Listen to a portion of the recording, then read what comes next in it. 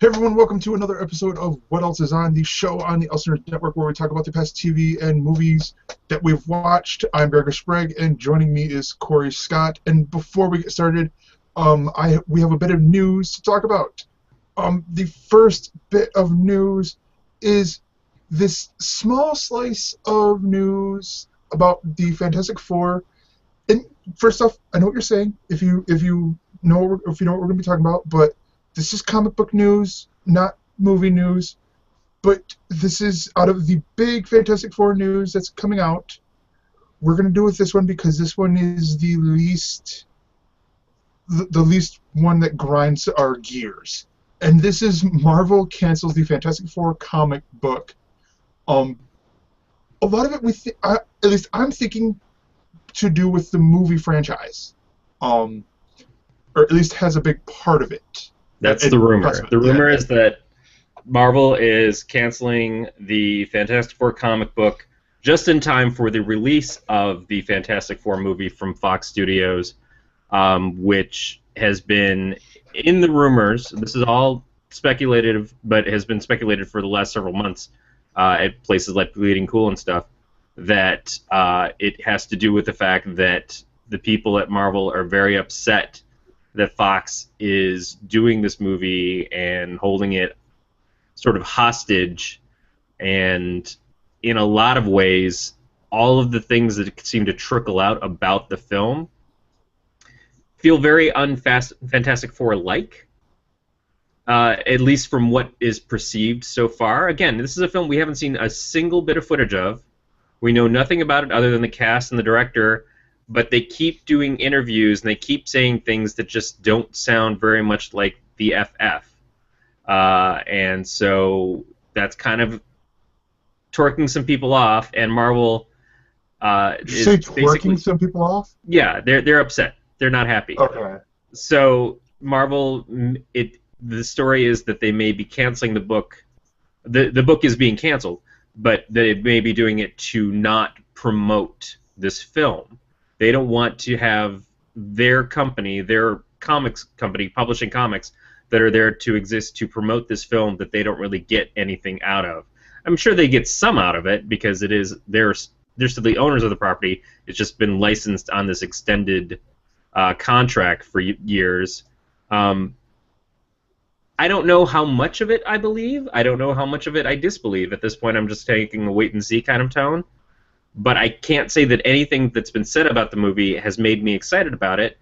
But to be fair, I'm not a huge FF fan anyways, so I don't know what I would have felt going into it. It's not like the last three movies, if you consider the Corman one, were anything to write home about. So yeah, but honestly, to me, on the scale of Corman, which was, and I haven't seen it, on the scale of Corman to, I don't remember the director of the other two, with the Jessica Alba dude who's in Forever, Ian Gruffudd, Michael Chiklis, and Chris Evans, who has become basically my favorite character in the Marvel universe right now, in the Marvel Cinematic Universe. Yeah, this is slowly where this is going.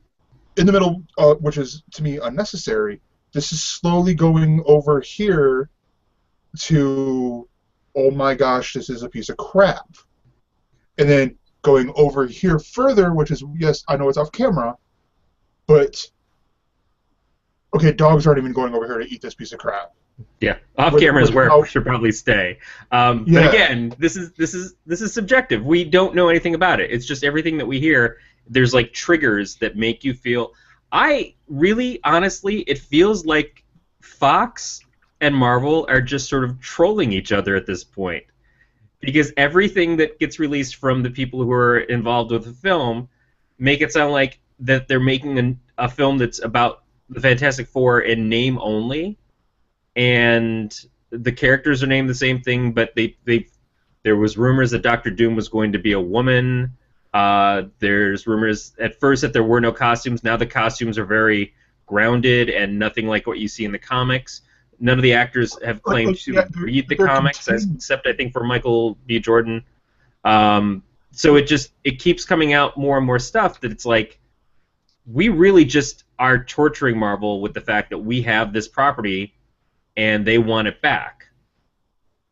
Yeah, basically, they're going on and releasing all this stuff on. This will piss them off at first, and then they'll be like, "Oh, okay, I'm cool about this." To I'm gonna rage quit the internet. This news is upsetting me so much with all this stuff because the containment suit thing. I'm like, all right, you have very pretty lady playing the Invisible Woman. How the frick is she gonna pull off a hazmat suit? They have a character in the Marvel Universe right now called Hazmat. She does not wear a hazmat suit anymore. Because eventually they realized, doing these skin tight hazmat suit, not exactly gonna work. Functionality. So it doesn't quite work. I am the person who argues every time, and it doesn't matter who's doing the film. I have a problem with it with DC and how they do some of their own films, even though they seem to sub-license them to their own studios. If you're going to do something that isn't anything really like the concept of the source material, why not make something new? And I felt that way about Ninja Turtles when there was the rumors that they were going to be aliens, when Shredder was originally supposed to be a white dude, and they changed a lot of things that still made it to the film, like the origin of Splinter, and the connection between him and Shredder is completely gone. I don't really understand why you can't just start with your own property at that point. You're going to make your big effects-driven movie, but all using that name and that original property does is it pisses off the people who are fans of it, or they're like, oh, I want to go see a Ninja Turtles movie. I think that's going to be great. And then you go there and you go, this isn't the Turtles. What the hell is this? Same thing with Fantastic Four. Oh, I know who the Fantastic Four is. I've watched the movies, or I've read the comics here and there, or I've seen the cartoon shows. And you walk in and you go, when did Doctor Doom get a gender change? I don't know what's going on. And I don't know that that's actually happening at this point. And we know nothing really about the movie. The funny thing is that at this point in time, there is no real information about the movie. There is no pre-release trailer. They're not showing any kind of footage or any kind of photos. Every other movie like this has had something either leak out or be released by the studios, either unofficially or officially. We're seeing things with, scenes of them crawling across the underneath of the Millennium Falcon for the next Star Wars movies. We haven't seen anything from Fantastic Four yet. Yeah. And that just strikes me as, they don't want us to see it until the end to basically say they're either going to sweep it under the rug or they're just kidding. They're just kidding and it's going to be a great Fantastic Four movie. Maybe it'll be the Fantastic Four movie that we secretly have always wanted but could never really get. Yeah. And I see we have a viewer. If you want to click down here and join us with we have the new questions and answers thing, to where you can ask us questions about this. What are some of the things that you have? And I don't know if this is Wendy. Wendy, this is just giving you a new opportunity to ask us ways better. But also, I will point out here that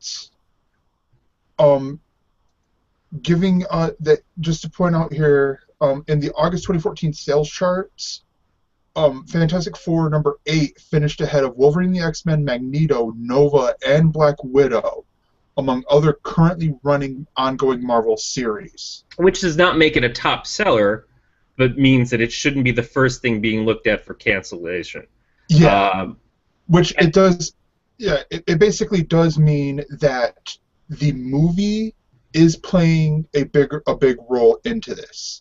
I don't know that that's necessarily true. I certainly think there's two ways to look at it. One is they're canceling the title because Marvel loves to relaunch titles. We know that. That happens all the time. It wasn't just... It's been about a year since Robinson took over the title to begin with and started doing another deconstruction of the team. And it's not like it suddenly jumped to the top of the charts, which is what they always want to see happen. They want to see something be really successful, or they'll just relaunch again. They'll either get a new creative team, or they'll take a new direction. They'll throw out a new #1. They'll do Marvel now, and whatever they have to do. Now. But so that it certainly doesn't make me confused to see them cancel the title when a new movie's coming out, if they were going to relaunch the title with a new #1 to coincide with the movie coming out. Because look how well that worked for Rocket Raccoon. Look how well that worked for that one-shot about Star-Lord.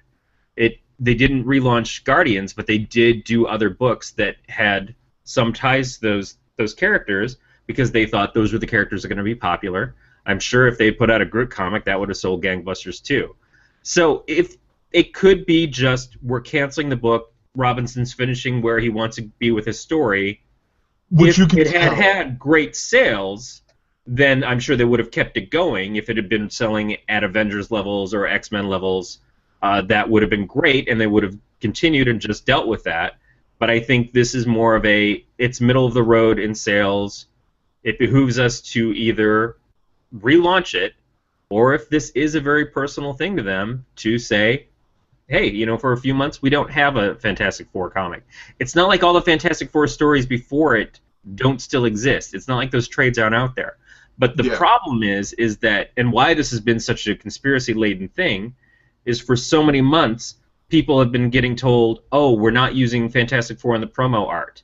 Oh, you can't have Galactus on this. We've seen pictures come out in previews that have a character used in the background, and then all of a sudden that character is gone.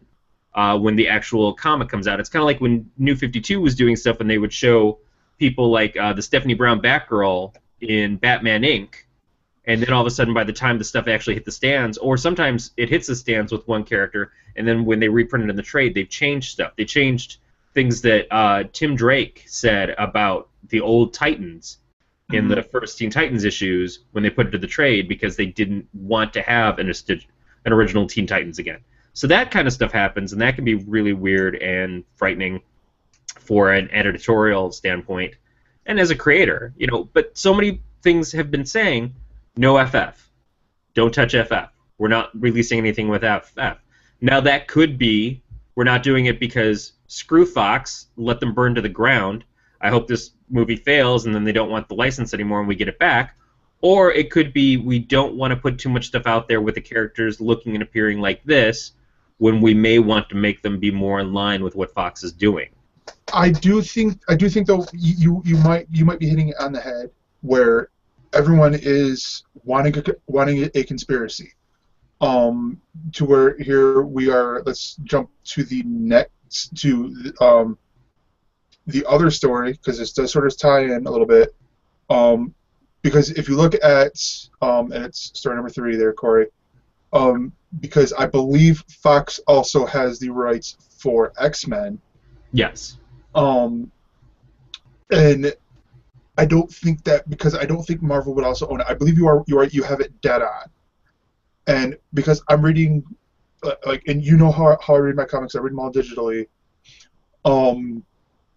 And this last story, the FF Annual, and I do know this is not the comic book show, but oh my goodness. Who'd you say was writing the book now? James Robinson. James Robinson. You hit the nail on the head with the deconstruction. He's done this with Reed, or starting with Johnny. Johnny's basically out of the picture. I think he might come back to Ben Grimm a little bit. And now it's Sue. It's like Sue and maybe coming back a little bit to this. But the annual was brutal. I mean, it was told just, oh my gosh. It tore my heart out. And it was just great. It was a great read. And to where I see where they're coming from, and for all of these conspiracy theorists, I say, Marvel will not give up on the first family completely. If this is Marvel truly saying we're going to stick it to Fox, then why go after a 4-character, and yes, granted there are the villains. They have Galactus and Silver Surfer and Doctor Doom and all of them as well, and I think even the Annihilation Force and all that as well. But they have a bigger target with the X-Men. They do. They have a bigger target with the X-Men, but then you also have to look at the X-Men as a property that still sells well for Marvel. It's, we're talking about 15 titles a month of X-Men titles, and then Death of Wolverine and all these other things that seem to come out. It never affects their sales to not have control of the X-Men movies. The other part of it is that other than a couple of hiccups here and there, the X-Men movies are usually pretty referential to the source material, at least to a certain degree, and not basically like, oh, we're going to do whatever we want to do with this. We got Hugh Jackman as Wolverine, and that has done an amazing amount of business for Fox, but also for Marvel by having that association there. And Jackman is someone that they would love to have play Wolverine if they got the license back, if that was a possibility. They would love to have that crossover thing. So I don't think it matters as much to them because they know there's no way they can go and cancel basically a quarter of their titles by canceling all the X titles to just piss off Fox and get the property back. The other thing is Fox is talking about doing a TV series that's X-Men related. That was another rumor that came out today, and that might stir things up a little bit too. But they feel like they've got something in the Inhumans that they can do to kind of make up for not having the X-Men property. Yeah. They don't really have the Fantastic Four. What they could do is do a live-action Incredibles. No, that's true. But I do want to point out again, Fantastic Four has been canceled many times. The other thing to look at is that when James Robinson started his Fantastic Four run, he was already doing a deconstruction of the team. He was showing things where they were going to go, and it was going to be Ben in jail, and the characters broken up from being a team and everything. So this seems like it was planned all along. Now, how far back that planning goes, I don't know. If it's been a vendetta the whole time against Fox, maybe. But I'm willing to believe that, but I'm also willing to disbelieve it. I don't really have an opinion of it so much at this point. I'm just going to wait and see. As far as a Fantastic Four movie, I can't say I'm excited about it, but I don't know I would have been excited about it anyways. I want to see some footage, and I want to see what they can do. I don't know most of the people on the cast, but the couple of people I do know I think are good. I didn't watch Chronicle, so I still have no idea how the director is. But, Same guy? Wait, the guy who directed Chronicle will be directing Fantastic Four? I'm pretty sure that's who it is. Is it Josh Trank or is it Max Landis? It's one of those guys. I will have to investigate that. Yeah, but so all of that comes out to be the same thing, which is it's a rumor. It's getting a lot more heat now that there is an official announcement of the Fantastic Four comic ending. But Tom Brevoort, who is a Marvel editor, is one of those guys who kind of points out, and he posted up on his blog. He's like, yeah, people are all surprised about this. Here are 2 copies of Fantastic Four that say last issue on them from years ago. It's not like this doesn't happen. It's comic books. Things change, things alter, things go away, and then things come back. It's the Jean Grey effect. So maybe yes, maybe no. How about we just wait and see? I'd like to see a good movie come out of it. I don't expect we will. But whatever happens, fine. Just leave Kitty Pryde alone. That's all I say. Leave goddamn Kitty Pryde alone. Don't you dare touch my kitty. Wait, that's some completely different. But no, so the other news, because again there's the Fox connection, is that fans, myself included, are thrilled to hear about that Deadpool movie is finally going to be in production, with a release date set for February 6th, 2016. How do you feel about the rating of it being PG-13?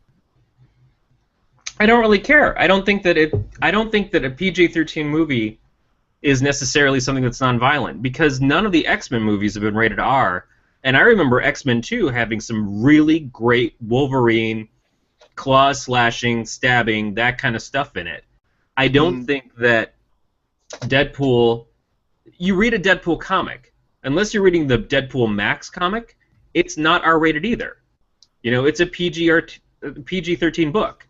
It's out there as something that kids maybe isn't appropriate for all ages, certainly isn't appropriate for all ages, but, you know, pushes the envelope. And PG-13 was created to push the envelope. I don't think that it's that surprising that they're going to go for something that kids will still be able to see, parents will still take their kids to see, even if it is over the line a little bit.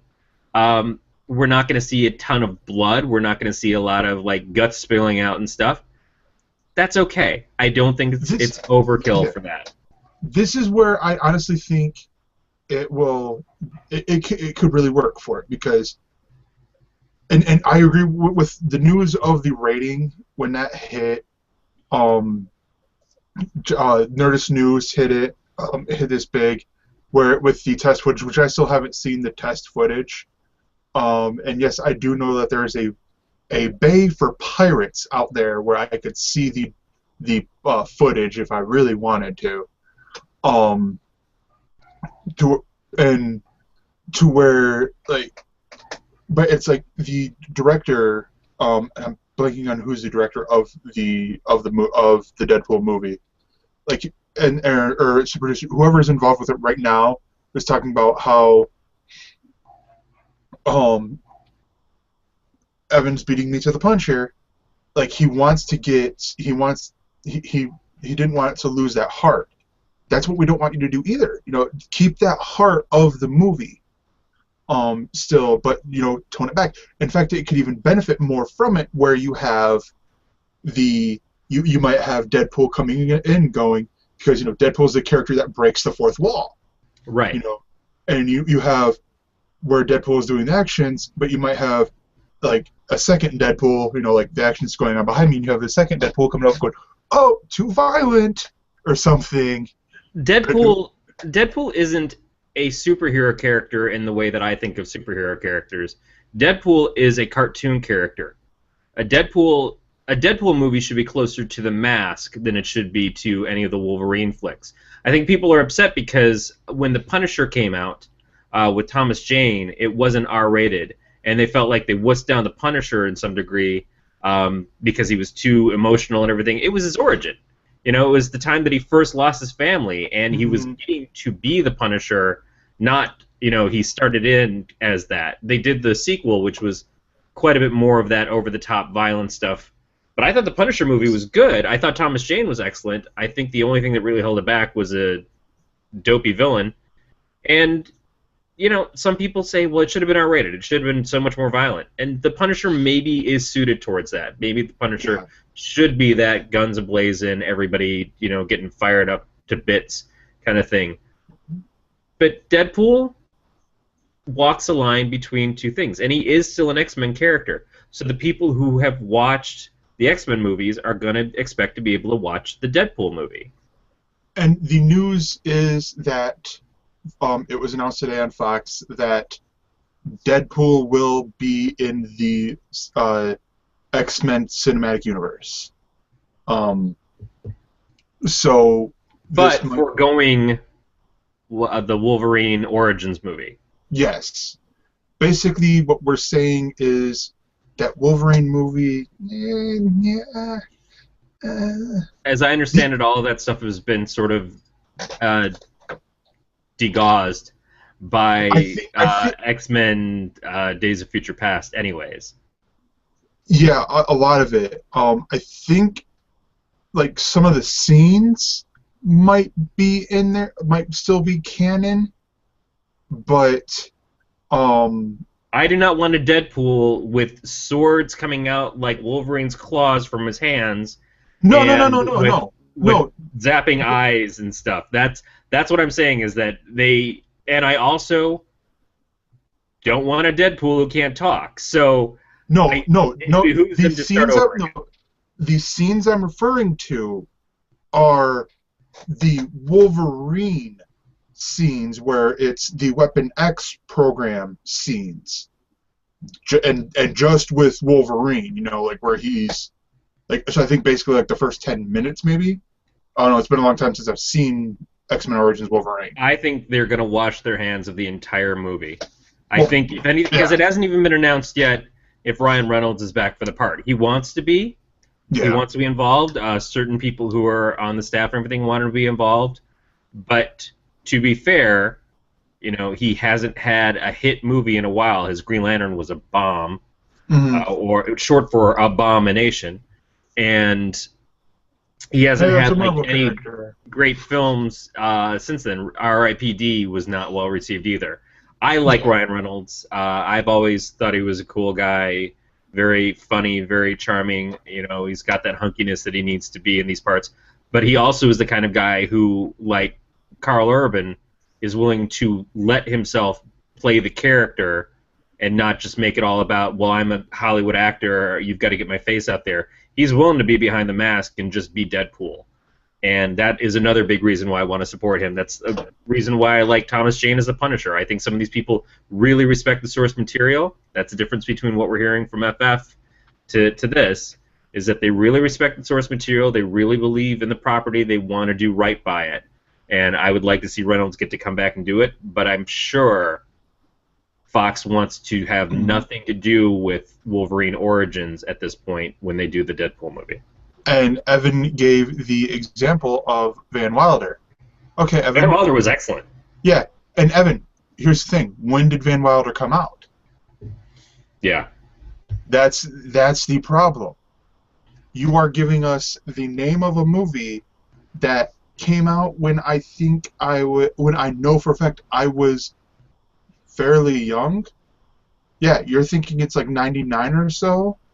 So yeah, that's the problem. We're trying to think of a movie that was recent. Remember that the sidekick, one of the sidekicks in Van Wilder was Tech, who had just been on Real World 4, Hawaii. So that's what he was known for, and then he showed up in this movie. So that's how far back we're going. You can count back your Real Worlds from there because they haven't stopped those yet. But no, so it's like that's the conundrum we're in here, and so we are. So it's like Ryan Reynolds. I think Ryan Reynolds was fresh off Two Guys, a Girl in a Pizza Parlor when Van Wilder was pretty much. Yeah, that was a good show. Oh yeah, Nathan Fillion was on that show. So the question becomes, if Deadpool is successful, do we suddenly get a Deadpool cartoon series? Do we get Deadpool things that Deadpool again is that line between kids can watch it, but should they? Deadpool's been in the Amazing Spider-Man, right? Voiced by Eric Matthews, by the way. Cool. And he's done great. And I want to say Eric Matthews voices Wilfred L. If you don't know who Eric Matthews is, or you think that's his real name, but I think he does him in the. No, it's someone else, but he's in the Lego Movie as well. That's how you get the red bricks in the Lego Marvel video game. Okay. But yeah, it's really fun. It's really fun to get the red bricks instead of just like doing it. But Evan is bringing up the Deadpool video game that was a couple years ago, and that's true. That was more of a mature players game. That was not for children at all. And I think that's what some people are looking for, is they want that kind of feel to a movie. But that kind of feel, I don't think does well in a mainstream film. I don't think that enough people are going to be able to go see that film. I'm not saying that Guardians of the Galaxy was all cutesy huggy or anything, but it had a good balance that it walked between adult jokes and kids still being able to see it and get something out of it, and that's part of what made it a huge hit. Plus, just being a good movie. So I think Fox Fox is being a little more careful with the X-Men franchise now. Now that they've had Singer come back and basically undo X-Men 3 and X-Men Origins and even the Wolverine, they've got their trilogy in place to kind of reboot the whole series. And yeah, I think this is probably a smart idea here, is to utilize this to improve things for Deadpool and other properties that they might be able to use. Sorry, got sidetracked because I realized, because it just said that there's Spider-Man 2099 in the Lego Marvel game. I'm like, wait, what? But no, right. that's not important. On the next news story, which we skipped, and that is that the Avengers. Wait, hold on, what, is this the same story? The headline's different here. But that the Avengers will be split into 2 movies? Avengers 3. Avengers 3 will be split into 2 movies. I've seen a lot of people really confused about this online today, because people were talking about Avengers 3, and they're like, well, no, I thought Avengers 3 had Ultron and all these other guys. It's like, no, that's Avengers 2. It's the fact that we're talking about a movie that's so far away that we haven't even gotten the sequel, and we're already talking about the end of the trilogy. So basically, if I understand this, then it would be like, or my logical conclusion would be Avengers East and Avengers West. Avengers East and Avengers West, or setting up something that could be Civil War, which is commonly what people are referring that is Captain America #3 is going to be. It's going to be the Civil War movie. I think what it might be, if anything, is a loophole to try to be able to have these people who are only signed on for so many films that are signed on for Avengers 3. If they split it into 2 films, if they just make it a really big movie, film it all as one big movie, and then split it up into 2 films for the theaters, maybe that's a way to get around some of these contracts. Although it seems like everybody who's involved so far says, under the right conditions, I'd love to come back. People who said, oh yeah, when I'm done with this, I'm done with it, now are saying, but Marvel could talk me into it. That means a little bit more pay, means making it fun, making it enjoyable, making it pay off for them. I think that Marvel has the ability to do that. But I think if you're going to go for it, why not go for 3? Go for a trilogy that ends with 3 movies. No one's done that yet. Well, except for by the time the 3rd movie comes out, The Hobbit would have aired its 50th movie, I think. Probably. Yeah. So what they're saying, and again, this is so much rumor, what they're saying is that the first part of the Avengers 3 film is going to relate to Tony Stark running a completely different Avengers team made up by some of the other characters they're introducing to the prospective Marvel Universe, which would be Ant-Man, which would be Doctor Strange, possibly Black Panther, Captain Marvel. So they're hinting at the Illuminati. Maybe the Illuminati, or, there is still the rumor going around about Planet Hulk, which we know came out of the fact that there was an Illuminati to begin with. Yeah. But a lot of that also hinged on having characters like Namor and Reed Richards there.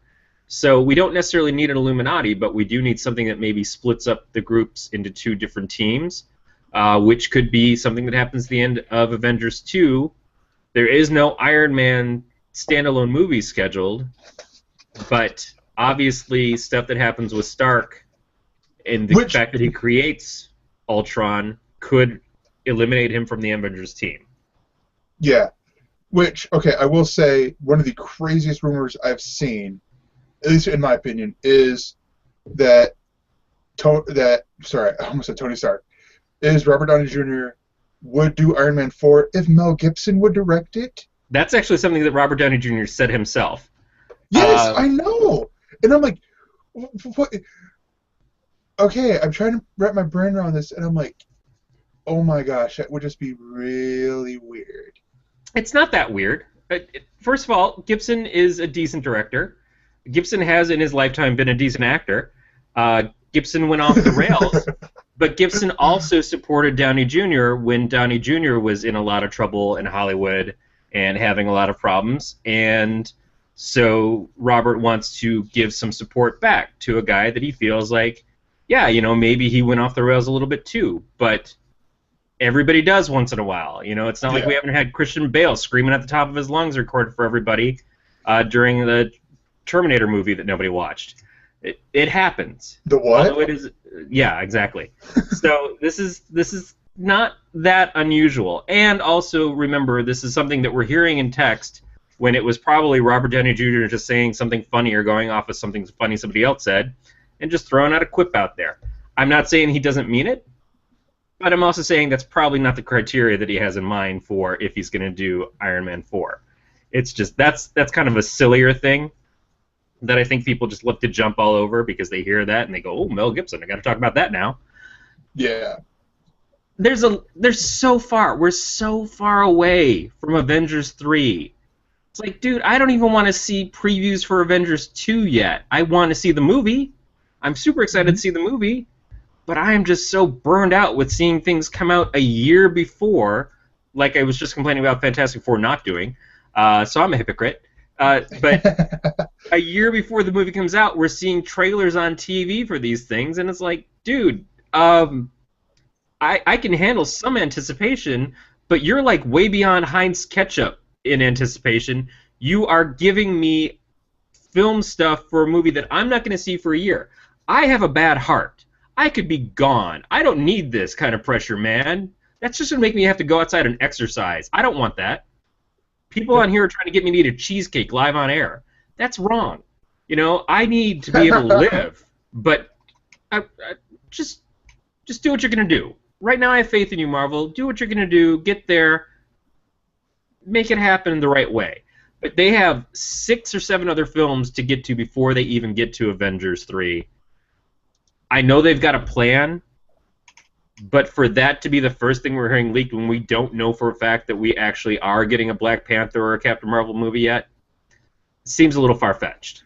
Yeah, this is the, in my opinion, the negative side of Marvel announcing, we got 20 film slots over the next 7 years.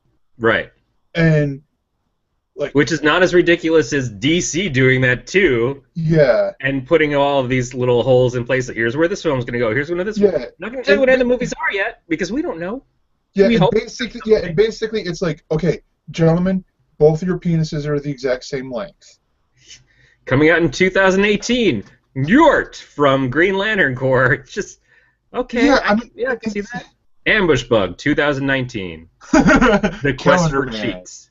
Yeah, that's what I'm saying. It's just it's a bit overboard. I appreciate that you're trying to make an impact. You're jumping all over the fact that superhero movies are in right now, but make some good ones first. Coming from 2020, you know those when you get every comic book from DC because you're a DC fanboy, the last 4 pages that have been in the first 2 years. Yes, that's right. Channel 52, the movie. Channel 52. Yeah. They should do their previews like that, though. They should do, like, a Channel 52. Yes. That would be awesome. I kid DC, but I love DC. I'm going to talk about DC for a second. So I went to the Ape Expo this weekend, and that was a pretty freaking cool comic convention, but it focused on small press, indie creators, and things like that. I went there specifically because Faith Erin Hicks was going to be there, and she's awesome. But part of what I love about Faith Erin Hicks is when she does sort of her versions of mainstream characters, and there's a few other people like that, Dean Tripp, who does Butterfly, Mike, whose name I can't pronounce, Mike M, I'll just call him, who does Cleopatra in Space. They do all these characters and stuff. When the New 52 was being announced, I was hoping there was going to be stuff like by these creators, like Art and Franco do Tiny Titans and stuff. I was hoping to see these kind of people do DC stuff because I love what they do with the characters. Mike does these really great shorts with Batgirl and Supergirl. So, as we talked about in the comic show, and even here before, I've stepped away from the New 52 when I realized it just wasn't for me. And then certain things were coming up and being announced, and I was like, oh, crap, I might have to read that. Oh, man, I might have to read that. Nope, I'm going to stay strong. I'm going to stay strong. Finally, they announced a book, or a new direction on a book. that I was like, I absolutely have to read that. This is the book I've been asking for. I have to support it. Crap, I'm buying DC books again. I'm at Ape yesterday, and I'm walking around. I've met Faith Erin Hicks, or I think I'm about to meet Faith Erin Hicks. We're going to go to one place. I walk by one of the booths, and I see a name, and I see some art, and I go, wait a second. Babs Tarr. Babs Tarr, who's doing the Batgirl book that's coming out this coming Wednesday. The Batgirl book that single-handedly made me decide I was going to buy DC Comics again. Babs Tarr is here. And I walk up, and it's her assistant/friend or whatever is running the booth. I said, is Babs here? She goes, she's going to be at about 2 o'clock. And then I flipped out. I just freaked, because I went there fully intending on stalking one really cool comic artist, and then I found a completely different comic artist that I'm also going to have to stalk. And I'm just looking at my friend Brennan saying, you need to sedate me.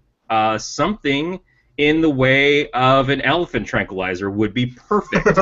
And just throw me over the edge into the harbor, because I'm going to be a dead mess as soon as I recover from that. Just drown me like, a bag of kittens.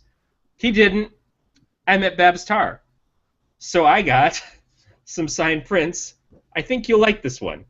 Oh, yes. God, you bastard! Yeah, exactly.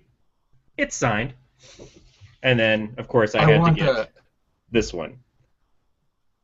So yeah. Support your local, smaller comic conventions when you have the opportunity.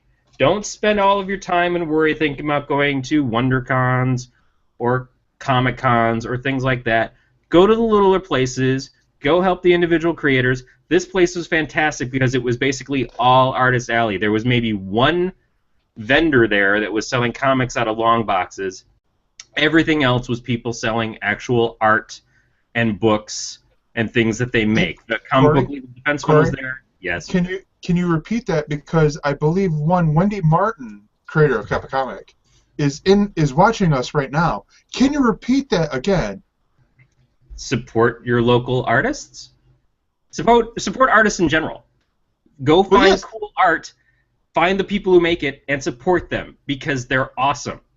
There were so many great people there, people that I'd never heard of, people that I probably never would hear of if I just went off of what's on the Diamond list every week. I had such a blast. I spent way too much money, and yet I feel like I didn't spend enough money because there were so many things that I kept walking by going, I wish I could afford this. I wish I could buy this too. I wish I could buy this too. I got a lot of books. I got a lot of comics. I'll save them for a comic show, but I got a lot of comics. And I got some cool art, and I got a little bunny thing for Aaron. So I just wanted to mention that real fast since we talked about DC, and that was my segue into it. Yes. Hey, so final news story, and I'll make this one really quick. Spires is coming back to... Oh, sorry. Yeah, exactly. It's the return of Psych, except without the Psych part. No, so this is amazing to me. One of the things that I loved, I must have been a teenager because I'm turning 43 tomorrow, and it's from 25 years ago. Twin Peaks is coming back to television. It is going to be a 9-episode miniseries directed fully by David Lynch on Showtime, on the Showtime network. And it is not going to be a reboot. It is not going to be a remake. It is going to pick up 25 years later in the same town of Twin Peaks. Some of the characters may show up. They haven't really said a lot about that yet. But it is going to be a continuation of the story. What's very funny is that in the final episode of the show, when they're in the Black Lodge and Dale is talking to the Arm and to what is essentially Laura Palmer, she says to him, "I'll see you again in 25 years." No way to know that that was something that was actually going to happen. If it is, Lynch is the craziest mother around. He is so badass for this. But they just released the Blu-ray edition of the series with all the episodes and the movie and stuff included. That's on my Christmas wish list. I am so super excited about this. There is, of course, the potential for it to be just a dirty old mess and not work. I kind of don't think that's the case if Showtime is going to be doing it. The reason it's on Showtime as opposed to Netflix is because Showtime is owned by CBS. CBS has the rights to the original show. It just sort of made sense to keep everything kind of tied together. So I'm hoping maybe Showtime will also have the original series to air to lead up to it. I don't care, man. If I get more Dale Cooper in my life, I'm good. And I know that he is occupied right now on Agents of S.H.I.E.L.D. I'm sure we'll wind up talking about that in a bit. But right on, Twin Peaks is back. It very well, I hate to say this, because, one, I haven't seen the only episode, or only thing related to Twin Peaks that I've seen is Dual Spires, the episode of Psych. But I think it might be very much who's available that David Lynch. So David Lynch is probably going, like, working on a very rough draft, and so he's going, okay, calling up people, who's available, and going, like, agents and like talking to executive producers of, like, Agents of S.H.I.E.L.D. and going like, so hey, trying to get the inside track and signing NDAs and all this other stuff. Right. So he's probably got the inside scoop. So David Lynch is the one you want to talk to for everyone, and not to mention Kyle MacLachlan, also the mayor of Portlandia. That's where I first saw him. And he was also in Showgirls. Oh, yeah, he was in Showgirls.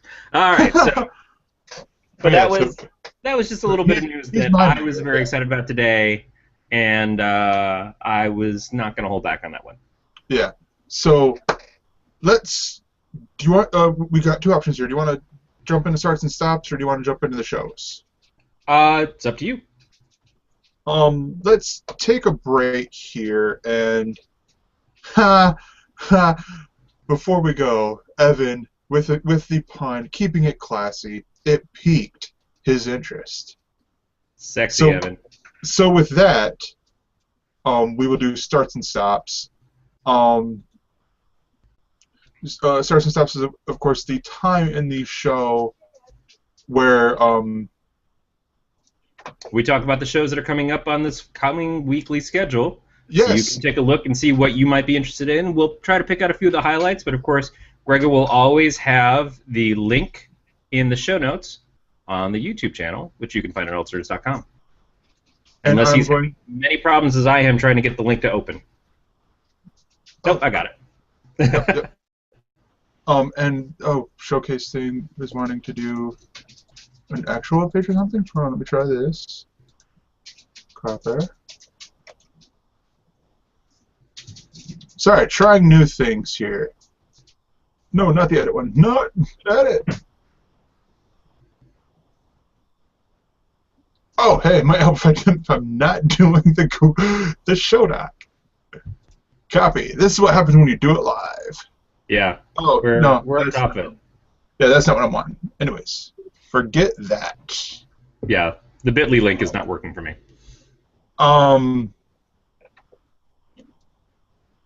Oh, bummer. Well, you want to just do it as a breakout? Yes. Thing later? Yeah, real quickly, and I'll fix it before. We have new stuff coming to Netflix on the movie side. For all you vampire-loving mofos who sort of think, that True Blood, it's a little much. I can tell you, the first and last episode really don't make any sense together. Go back a couple episodes. So October 2nd, which was last Thursday, you can watch. Netflix added The Vampire Diaries season 5, and October 3rd they added the first season of the originals. October 7th, which is tomorrow, they add season 4 and the last season of Raising Hope. And then they also add the second season of the following. October 8th, they add Arrow Season 2. October 18th, they add Last Man Standing Season 3, which is interesting because usually Netflix tries to add them like right before the season starts, but whatever.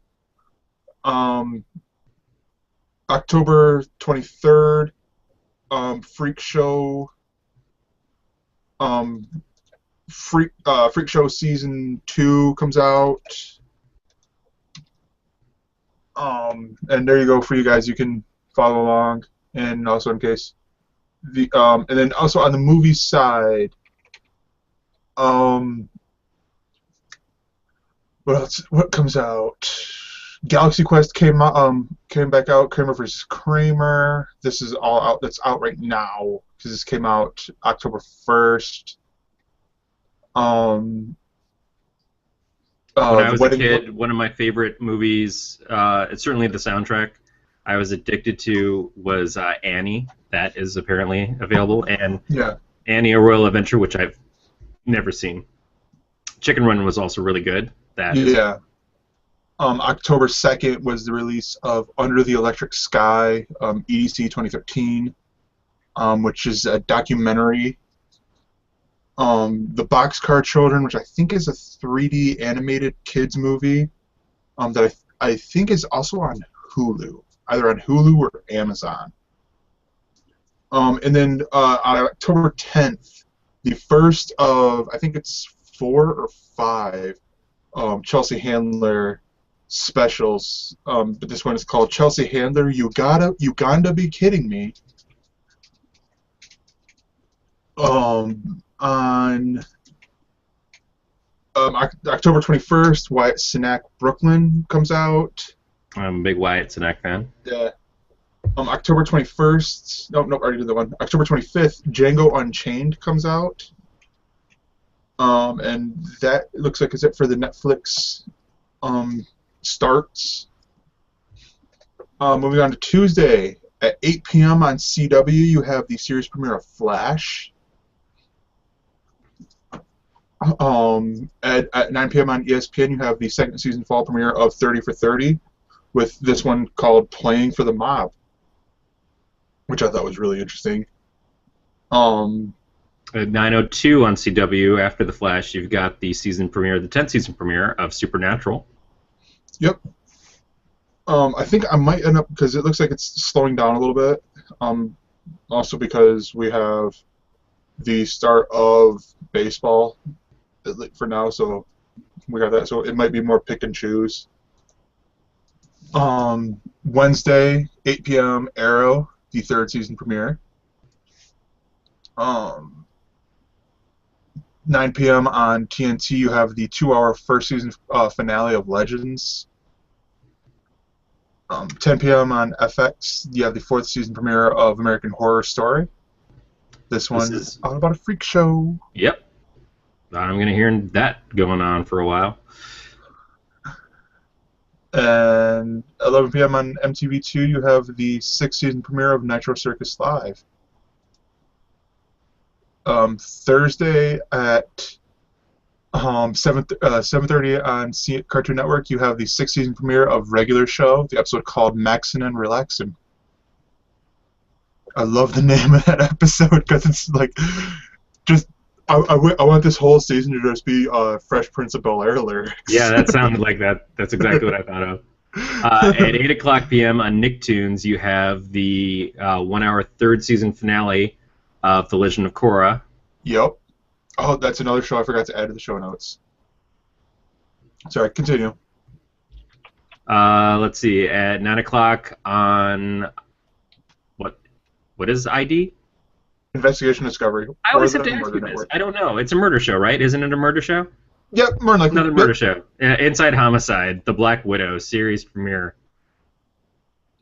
Yep, it's the Murder Network. Moving along to Friday, as Gregor mentioned. Yep, there was a time when they didn't play murder things all the time. Yeah, it was just stab and run, or aggravated assault shows. It was like pickpocketing. Glenn was on here. It was What We're Watching Weekly. We were still on Spreecast. They were not doing. Mike was doing Starts and Stops. Right. I think it was when I took over the investigation discoveries. Like, there's a new person doing Starts and Stops. We're gonna do murder shows. Well, that's when the History Channel wasn't everything Hitler. Yeah, something. I don't know. Everything's coming up Hitler on History. So Friday on October 10th at 12:01 a.m. As Gregor mentioned, under Netflix. Netflix has the special Chelsea Handler. You got to be kidding. At 7 p.m. on Sci-Fi, we have the new time slot premiere of Haven. Mm-hmm. And then at 8:30 p.m. on ABC, you have the series premiere of Cristela, the pilot. This one also features Gabriel Iglesias, the stand-up comedian, one of the great stand-up comedians. The whole cast on this actually looks pretty awesome. This is one we will probably be talking about next week, or at least I will be talking about next week. Yeah, I need to use the royal we. Yes. What else? Nope, that looks like it. Moving on to Saturday. At 5:30 p.m. on Cartoon Network, you have a special presentation of Scooby-Doo Adventures: The Mystery Map. And then at 7:30 p.m. on Fox, you have the NLCS game number 1, a special presentation. And this is where I say it might start getting a little messy because Fox, some games might air on Fox, some games might air on Fox Sports 1. As I think Sunday there might be one on Fox Sports 1.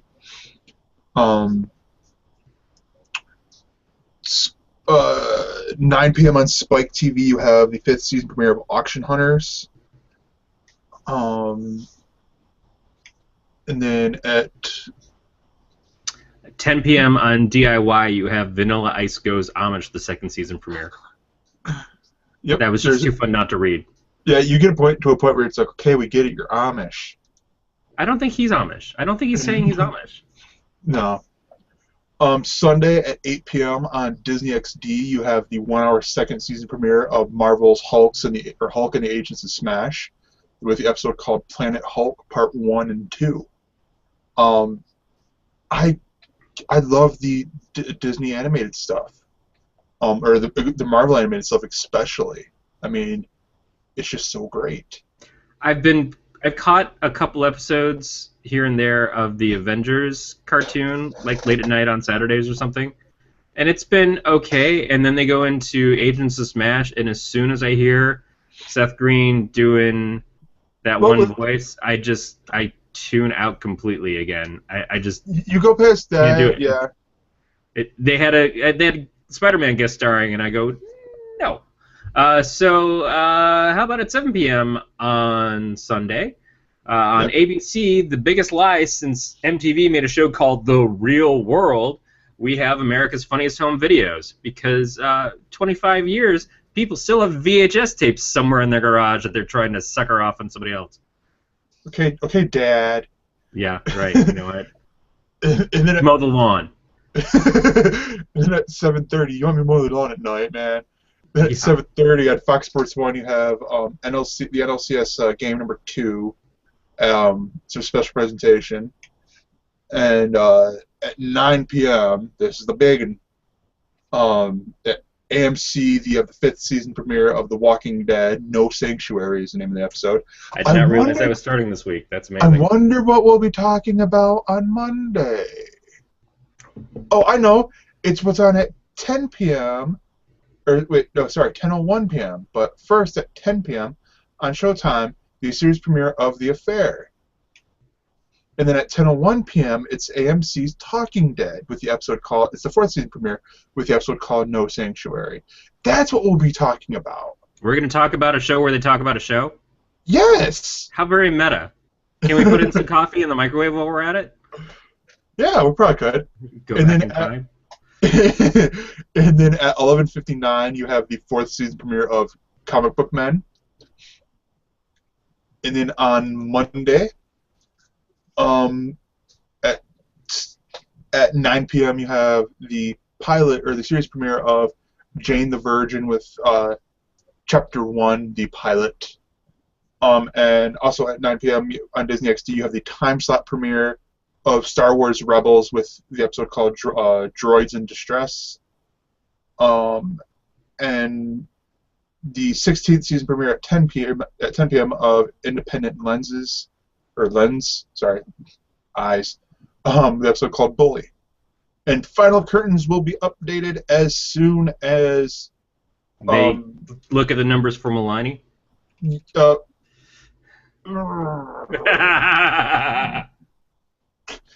Yeah. Okay. As soon as the numbers are actually updated for the stuff. And Evan is saying that the third episode of Rebels is available right now on iTunes for free. So yeah, but that means I have to open up iTunes. Well, I'm afraid if I do that, I'm going to infect my computer with that virus called the U2 album. I have that U2 album, dude. I'm just like, I don't really care to remove it, though. That's the only thing. I'm like, eh. My mom has iTunes, though, and she don't have the U2 album. That's just because we don't have a credit card for her to do it. But are you sure? What? That's brain melting. So, now that we've talked all the stuff, and I'm clicking. Yeah, it is. That's weird. Droids in Distress is free. Well, guess who's downloading it, right? Well, or will be downloading it right now. Yeah, I was going to say, you don't want to mess with your broadband connection any worse than it already is. Well, thanks. But who will be downloading it later because he has to type in his iTunes password and he forgot he changed it. But yeah. But yeah, no. So yeah, that's cool. And also weird because it seems weird that they would do that because then someone who comes in, and I guess did you watch the first two episodes? No. It's actually really good. I was a little confused on where this takes place in the Star Wars universe canon. And then so I went to the good old Book of Knowledge, Wikipedia. I don't know why I went like this because it insinuates, hey, probe. Yeah. Bend over. No, not here. Here. To use a Mulaney joke. Which I enjoyed, by the way. But no, yeah, it's 19 years before A New Hope. So it's in that gap between episode 3 and episode 4. But yeah, I enjoyed it. I knew Stephen Bloom was on there. He's also on the Box Trolls. And a lot of things. He's in Legend of Korra, and he's basically, if you ever hear him on there or on a show or on a voice, like on a cartoon, and he has like a really deep voice, usually playing a villain. Steve Bloom. And here's the cool thing. He plays, when you see the art for it, the creature, like the blue creature, his character is the visual for him is based off of the original artwork for Chewbacca. Okay. Yeah, and I'm like, because I'm like, why does he look familiar? And then I'm like, oh yeah, because I read the Dark Horse, The Star Wars, which was based off of the original George Lucas script, and that was so. And I'm like, that's right, and they said like his character, which I'm blanking on what his character's name was, but this first pilot, the pilot, and then the second part, which is what was the name of the episode? Evan and B, or I think Evan's seen it. Help me out. Okay, Spark of the Rebellion. That's what the name of the episode was. Part 1 and part 2 was really good. You will not believe how well done. I don't know I don't think Genndy Tartakovsky is involved with this, but you would think he was because it's right up there with Clone Wars, in my opinion. And so Yeah, it's the animation style though. To me, it was like I didn't have to get used to it though, because I was saying that he's still getting used to the animation style. Like I was right there, and I watched the Clone Wars early on, and then like I sort of like got like I'm gonna watch something else. This I was right in there, like no problem whatsoever. But yeah, I enjoyed this thoroughly. I'm hooked. We'll watch this either like the day it comes out or the next day through the Watch Disney XD app, like I usually do with the Marvel cartoon shows. Or you can watch it several days before, thanks to Evan telling you it's on iTunes. Yeah, I'm like, well, that's stupid. Why would they do episode? Why not the 2 hour or the not the 2 hour, the 1 hour movie thing? And Freddie Prinze Jr. plays the main guy who at first you're like he's like a Han Solo type. Well, okay, Han Solo type is bad or is bad, but he's like the leader of this group, and you can easily tell how they're gonna go in here. But and again, you're like, okay, it's a kids like it's geared for like 12-year-old boys and stuff. And girls. Well, and girls, but like 12, it's geared for like 12, 13-year-olds. But then it's like when you see the reveal, you're like, awesome, just so cool. But it was just so like awesome with the reveals all throughout the show. But yeah, I'm super excited to see this on there. Yeah, especially the last scene. The last scene was really cool. The voice actor that they have playing Obi-Wan, I was surprised it wasn't Ewan McGregor. To be honest, he's that good. Like, I'm blanking on his name. It's like something Aaron Jones or whatever. But I do know his middle name is Aaron, and I'm like, because he appears only in the first episode, only in a holocube. And it's basically like a Jedi Rubik's Cube. Like if you pass this, you truly are in the ways of the Force. Oh, so it's like the Last Starfighter. Yeah, sort of. And it's like, and he solves it or whatever. Like the little kid solves it, like passing the test. Yeah, the holocron. That's what it is. And he's like, and I'm like, nut. Wait, they got Ewan McGregor for this? Awesome. And I went to Wikipedia. Oh, whoa, he wasn't Ewan McGregor. Creepy. But no, well worth a check out, at least just for that, because it is pretty much self-contained, and then you go on from there as they go. But yeah, well worth the check out. Yes, and Billy D, it comes on as Lando later on. And I'm like, nice. We get some Billy D. Williams. But yeah, so you, sir, have seen A to Z. I did watch A to Z. And let's talk for a second, because I watched a few different pilots last week, and A to Z sort of lines up against another pilot that was on ABC called Manhattan Love Story. Mm-hmm.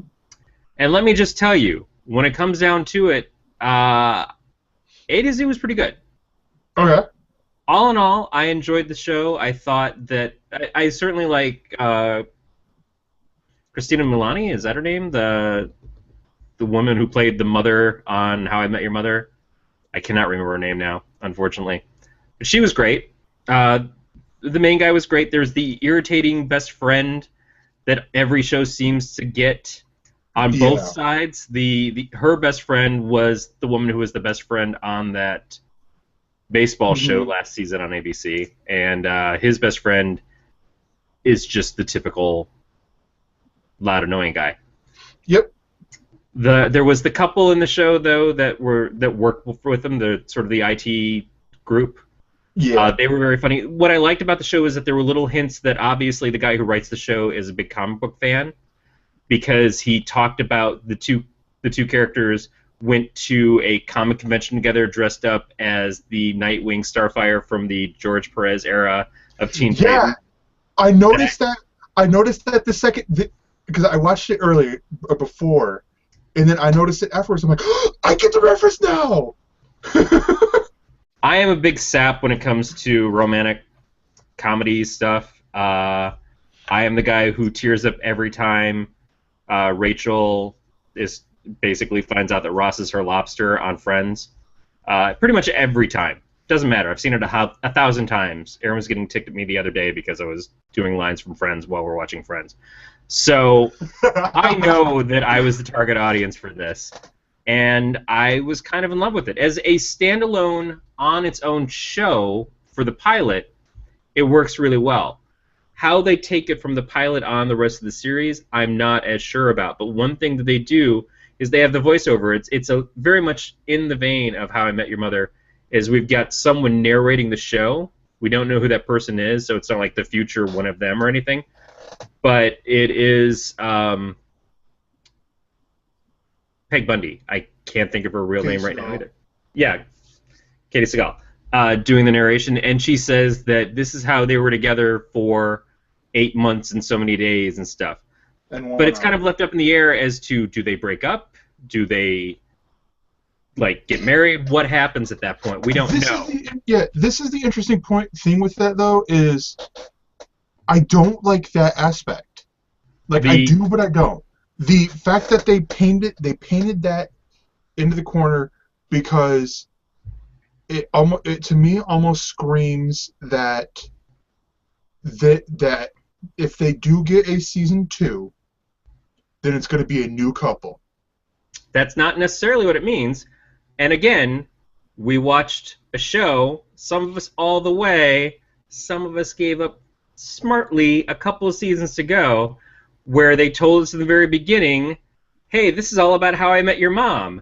And then for 10 seasons or whatever, they strung us along on who the mom was, to only pull the rug out from under us right when we meet her in the last season and find out, oh yeah, wait, she died.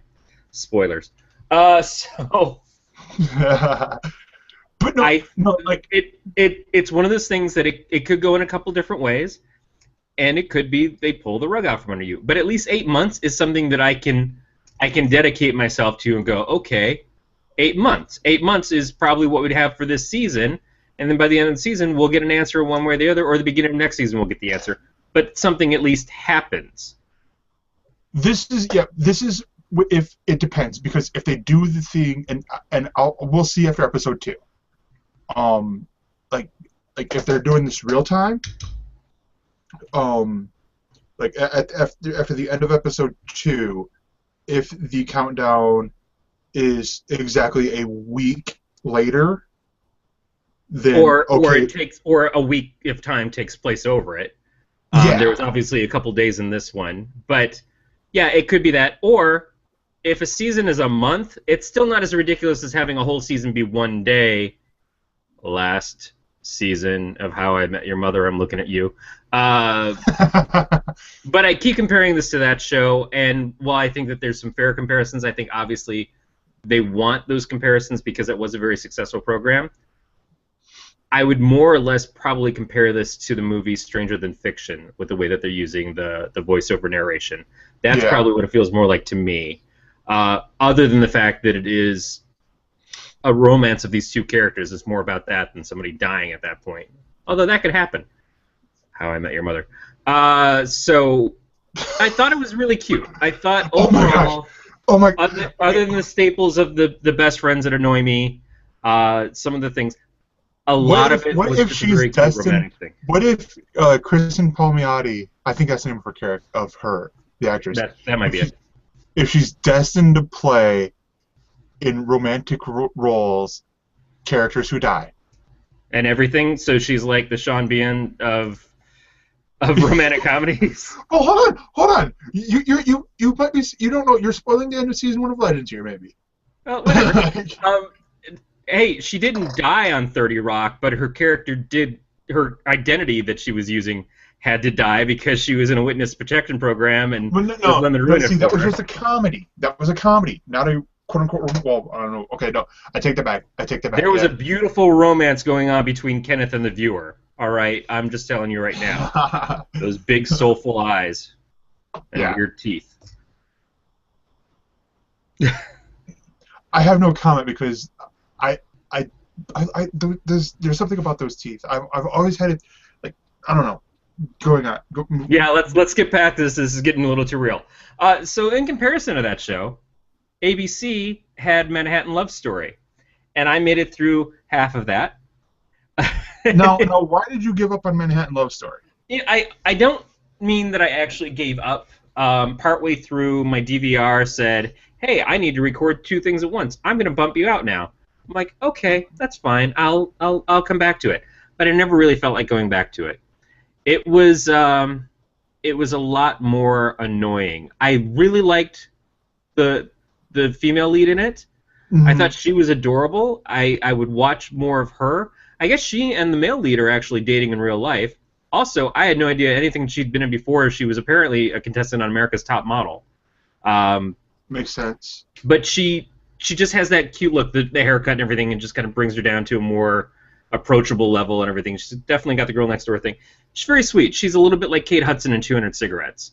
And I thought she was nice. I thought everything else about the show was a lot of people who were jerks. And I don't want to watch a lot of people who are jerks, even for that one nice character. It's sort of like Don't Trust the Bee in Apartment 23. You feel for the main girl because everybody else around her is just assholes. Mm-hmm. I'm an asshole enough in my own house. I don't need to invite a bunch of them in. Every once in a while, I like 1 or 2. Yeah, that's basically what the pilot was. But you did sort of give up on, like, let me see, where the guy that she went on the date with, and Evan is pointing out that where I also first met him from, was, well, not met him, but saw him, and he was in Greek. He was like one of the sorority boys, the fraternity boys on Greek. And then he was also the Craigslist killer on a Lifetime movie. Oh, that's good. Yeah. Which is the perfect person to meet in Manhattan on a blind date. But no, that was like right after Greek ended. He was the Craigslist killer. And his character's name was Evan, as Evan is pointing out. But but this is where the character that the girl went on the date with, he starts to redeem himself a little bit. Yeah. So it is. And I can see that's where it was going. Yeah. So. But how do you feel about shows where they're basically just setting up the big romance between 2 characters, and that's all that it really is hinging on? Because that was always the problem with a lot of shows. We get shows and they have their premise, but then it always becomes the 2 main leads. Will they or won't they? You know, that was Moonlighting, that was Cheers. These are classic things. That was How I Met Your Mother. It was always, why isn't Ted with Robin? And then just the long back and forth of they are, they aren't, they are, they aren't. These are 2 shows that are essentially set up to be these love stories between these 2 main characters, and that can work for a season, maybe 2 seasons, but it gets really tough when you get to we've established them. We just went and watched You're the Worst, which was an excellent show. And basically, it's them being together, deciding to be together, knowing that they are so self-destructive and so relationship-destructive that it never really can work. But it's that struggle. The struggle makes it redeeming. Can these shows pull that off? The A to Z was very sweet. A to Z is one guy really head over heels for her, and her kind of deciding, you know what, I blocked people from being too close to me, but now I'm going to open up a little bit. So it almost feels like that episode was enough to just finish it off, and that's why, even though I liked it more, I don't know how much I'm going to get out of a whole season of it. Yeah, Manhattan Love Story seems a little bit more of like they have to build to wind up being together, but I just didn't like it enough, you know? So these are tough shows to get into or stay into. No, that's true. I don't know. I mean, Manhattan Love Story, I definitely felt like I definitely see all your points on it. And I don't know if it's one of the things where excuse me. I don't know because it's like I'm trying to figure out which one would last longer. Um, I'm almost leaning more towards. I'm trying to think of what's the show before A to Z, or is A to Z the lead-in? No, A to Z before it is Bad Judge, which I didn't watch. But it's another occupation where the person in it is a total mess, and Bad Teacher didn't last very long. And even though I like Bad Judge, no, Bad Judge, you cannot compare it to Bad Teacher. Bad Judge is way better. Just saying, it looks No, like Bad Judge is way better than Bad Teacher. That's still not saying a lot, though. No, way better. Like 20 million times better. Remember who we're trying to vote on the show? Just gonna say writer. Oh yeah, well that's true. But, but still, I mean, now the lead into a Manhattan Love Story was Selfie.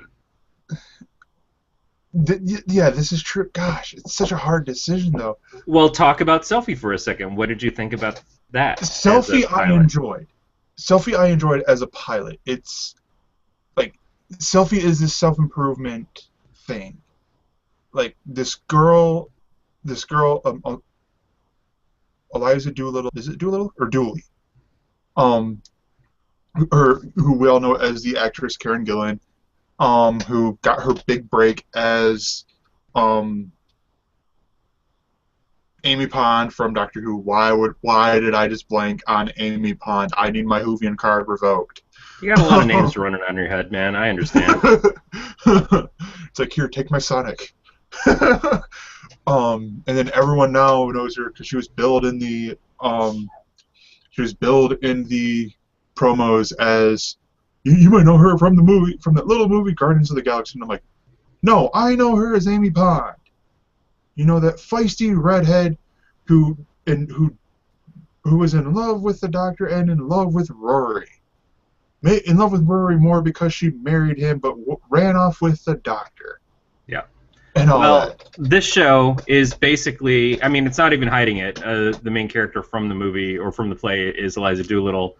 The play Pygmalion is what it's based around, which is taking someone who is obviously fractured and not suitable for general society in a lot of ways, and someone reshaping them into being more presentable towards the public. And in that, it's a love story. Now, that may be the direction they go in with this. It certainly seems like that's something they could do. But she is just someone who is completely self-absorbed and worries about how many Twitter and Instagram followers and things she has a very, very bad experience on a plane surrounded by all her coworkers. That was a great opening. And as she is going through her day of hell, she realizes that nobody cares about her at all. They are mocking her on her friend lists. They're mocking her in her day-to-day, and nobody will come to actually help her as a friend. And she realizes that she was a lonely child because she didn't fit in, but becoming super popular and beautiful has made her even more knowledgeable that she's still a lonely adult. I did not enjoy this. And, yeah, because I felt that the references to all the social media stuff, the talking and hashtag kind of things and stuff, was relevant 3 or 4 years ago. And in this, it felt very forced and blatantly terrible. I liked the sweet moments, and there were sweet moments. I liked when things sort of turned around a little bit, but it was a lot of the junk to get to those little bits of good. Aaron and I decided that we will give it one more episode to see how it is. It ended well. It ended okay. But most of the episode was something that I just kind of struggled with, and I didn't laugh. I didn't laugh for the first half of it. And when I finally got a couple of laughs in, I warmed to it, and then it got stupid again. So I'm not really confident that I'll stick it out, even with the two leads that I like a lot. You know, you gotta say, I want to support your work, but you got to give me a good show. And if this is not a good show, I'm not going to keep watching it. No, yeah.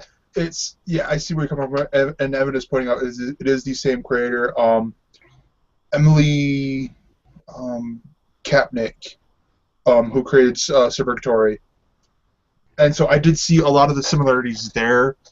And the stars are Karen Gillan, who I pointed out from Doctor Who and Guardians of the Galaxy, and John Cho, who from Harold and Kumar, Star Trek, where they build him from Star Trek. And I'm like, come on, no love for their other works before their most recent stuff? Come on. Those are their biggest hits, though. Yeah, well, yeah, true. I would argue Doctor Who's bigger, but whatever. Yeah, in the States, Guardians of the Galaxy has been the biggest hit of the summer. Yeah, I think it was the right. I think that was the right tack, even if her character was such a minor part of it. Well, yeah, but no, I really did enjoy this movie, or what movie? This TV show. And it was, but I can see why you wouldn't enjoy it. Because it is like the talking in hashtag thing. That just gets on my nerve as a standards issue. Well, just you think this is how people talk. You think this is how kids talk. It's trying to be hip. It's the end of every Pauly Shore movie in the 90s. Where by the end of the movie, all of the family and the grandfather and everybody would talk like Pauly Shore. They all picked up, I'm the weasel and crap. It's like, no, it's not cool. It's not funny. He's the only asshole who talks like that. No real person does. And when you build your show around this, it's like, it's okay to say that she's self-obsessed. It's okay to say that she spends too much time with her face and her phone and trying to please her fans. But nobody talks like that. No kids talk like that. No human being, certainly no human being that I want to watch, talks like that. And that's a problem. It's like Fox News talking about Wonder Woman. They have no realistic basis because they're talking about something they have no understanding of. This was pitched as a show for like the masses to say, oh yeah, isn't it so cool that we're making fun of this thing that everybody hates? Yeah, it's a thing that people hate that doesn't really exist. Yeah. But no, yeah. So now you want to talk about Doctor Who? Since I believe you're all caught up. I believe you're all caught up. You watched 2 episodes, I believe? I made it through my 2 episodes. All right. So real quickly, you want to talk about The Caretaker? The Caretaker was good. The Caretaker was actually a pretty strong episode. It had a lot of character-driven stuff, and it was funny. They had a creature that I could relate to what the problem was and everything. The fact that it took place at a school, it was nice to have an episode that was a little more grounded. That took place at Court Hill. And there was some sweet moments with the Doctor when he felt appreciation for the fact that he wrongly thought that she was dating someone who reminded him of himself, if not his current incarnation. Mr. Pink Somersault was a little over the top. Yeah, it's still Doctor Who. I'm gonna say Doctor Who. It can do the silly. It's just how silly can it go? And in this episode, it was a lot of really great character moments, which is the kind of stuff that I'm hoping to see more of in the show. And they are doing a lot with Clara with that. They're building her a lot. And then we got to Kill the Moon. And that killed my interest. Really? Yeah, I did not like the episode. I enjoyed this episode because it's such an interesting take on the Doctor. Beatmaster completely ignoring River's song and giving us a giant spoiler with we got a new moon though. Um, and but yeah, that big white ball up there, because it's nighttime for me right now, and I don't know where it's at, but mainly because I'm indoors and I don't know where the moon's at. Um, that's a giant egg basically, and it's been ever so expanding and growing. Um, and so we go to this one date, or with the doctor, and with Courtney, I believe is her name, and so she could be the first woman on the moon. And I love the line that she gave, where she basically butchers Neil Armstrong's "One Small Step for Man." Yeah. Or she's like, like one small step for a woman or whatever. I'm like, oh my god! I thought you said one small thing for a thing and one thing for another thing. Something ridiculous like that. She was cool. Oh yeah. But overall, the arc of the episode was creature in the moon. Do we kill it because when this thing hatches, it's going to destroy the Earth, and then it's the struggle of do we or don't we? And some people I've seen talk about it as this relates to a pro-life versus pro-choice thing. There were some lines that definitely kind of paint that picture. I don't know that that's necessarily what they were going for, but I can see how the parallels would upset some people. That's not what got to me. I just didn't feel like it was a great episode, and the science was really terrible. Like, you talk about the somersault being a little over the top. The science on this was horrible. And the instant, oh, the creature got out, the shells dissipate, and then instantly there's a new creature in an egg the same size that's doing all the moon stuff that the old one was doing for us, and we'll hatch in another billion years or whatever. Just too pat for the whole thing. I just couldn't really get into it. The only things I liked Courtney. I liked the doctor making them decide, but I really liked it more for Clara telling him off at the end. But the rest of the episode was such a mess that I felt like this was a person who's not meant to write sci-fi. Yeah. I don't know. I did enjoy the episode. I loved it. The fact that the doctor made them decide. This wasn't going to be like Tenet, where Tenet was gonna be there and help you make your decision, or any other of the doctors. And I mentioned Tenet to go into my next one.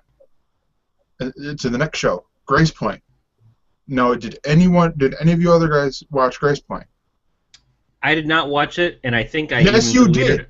Yes, you did. Well, okay. You watched Broadchurch. Then I've seen Grace Point. Yes. That is sort of why I deleted off my DVR and decided not to record it. Yes, because I sat here. This is one of the. I watched it so you don't have to. Basically, and I brought Mom in to go. Because basically, Grace Point. This is my review of Grace Point. At least the first episode, the pilot episode of Grace Point. And I will watch the other episodes because I'm a glutton for punishment. And I'm mildly I hesitate to say I enjoyed it, because it's basically I liked seeing the actors in there. I liked seeing David Tennant in there do an American accent, because I struggled to see him like, is that an American accent? I actually rewound it in the intro. And if you've seen Broadchurch, or if you watched the pilot of Grace Point, you know exactly what I'm talking about. And this is where I'm sitting here, I'm like, I know where this is going. I know exactly where this is going. I know who killed Danny. It's the same names. They've changed a few of the names, but like, and so I'm sitting there wondering, like, okay, did David Tennant even have to read the script? Sort of deal. But I don't know if I actually liked this as a story. Well, maybe it's like Clue. Maybe it's one of those things like the Clue movie where you get to the final episode, and in the last episode they've written 3 different endings, and so we got the ending in the British TV one, and now we'll get a different ending in the American TV one. That's what I'm hoping. That's honest. To where I'll come here and be like, oh my gosh, guys, they changed it up. Sort of deal. Like they changed it, or like 3 episodes in, and they'll have done something different. But it's a small town in Northern California or Southern Oregon, but it looks very similar to how Broadchurch was shot, except the big town is San Francisco, but the beats are very similar, like to how it is, and I'm like, what? Why? And Evan's asking, what if it was also the same crew making the show? And yeah, you took the words right out of my mouth. That's no excuse. Then at that point, you're working on an assembly line instead of making, creative stuff. This goes back to the arguments that we had on the old show with the in-betweeners, American versus British, where you have some episodes where they were not even shot for shot the same, but they were inspired by the British version, the American version was, but they would change some things. Well, it's like watching the American version of the pilot for the IT Crowd. Yeah, to where it's like, because here's the problem with these shows, you will get, especially if they don't have a lot of the fan base or a lot of promotion, because a lot of them will go, well, we'll get the word of mouth from the fans, and the fans will watch too. That's the other problem. That's the other edge of the double-edged sword. They watch the pilot, then they go, this is crap. It's just like the original. If you want to watch it, if you want to watch the good show, don't watch David Tennant doing his American accent, which I swear is just his Scottish accent, but toned down. That's what I was doing. I'm like, I swear he was just doing an American accent, or his Scottish accent, but just toned down or something. Because I was waiting for him to just flip out and go, and use Alonzi from Doctor Who or something. And then it's like, just watch Broadchurch that aired on BBC America like 6 months ago, and you'll be ahead of everyone, and you could spoil it. Like everyone who watches Game of Thrones and wants to read the book, people go, you're so far, and bitch and moan sort of deal. That's how I'm feeling right now with watching this, because it's almost shot for shot. Like, you could just make a YouTube thing like, it's exactly the same, except for, guess what? Commercial. This keeps going. Oh, comes back, and you're ahead. Well, I watched it on BBC America, so there were commercials too. But yeah, but they did, and yeah, there were commercials except for on BBC where they didn't. Right. I think it might have been, or no, wait. I think it was on ITV or something where they had commercials. No, it was Channel 4 where they did have commercials. That's what it was. Haha, I'm here. And yes, I had an epic rant. Bingo, board complete. But no, and this is where I'm like, oh my gosh, when I was watching this, I forget what day it came out, and I'm like, holy crap, I found a show I didn't like. It's a miracle. Well, no, you liked it before. Yes, I liked Broadchurch, but this is reminding me of how much I liked Broadchurch. I like the actors. Michael Pena's in here. Nick Nolte's in here. Anna Gunn's in here. David Tennant's in here. Like, there's a whole bunch of great actors that are in here, and it's like, couldn't you vary the story up or something? And that's what I'm hoping they're gonna do, because like the first episode, I could see them doing it with this one. The first episode, okay, it's the same, but I honestly hope that they change it. Here's my only concern: is if you do the first episode and it's the exact same episode just done in American, then for those people who were fans of it before, they come in and say, okay, I'll give it a try on the new version and see what it's like and see if they change stuff up. If they look at it and they go, this is exactly the same thing, then they tune out the next week.